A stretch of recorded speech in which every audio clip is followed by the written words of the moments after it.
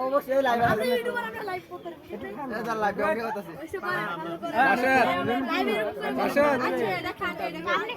আপনি খাওয়ালেন আমার আপনি নিজে তো খাইতে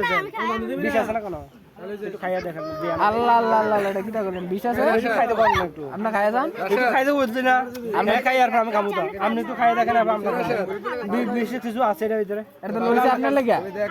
আপনার নিয়তটা তো হইতো না লইছে আপনার লাগা ভাই খাইতে জামালা আছে কই আমি তো বুঝলাম বাবা খেলাম না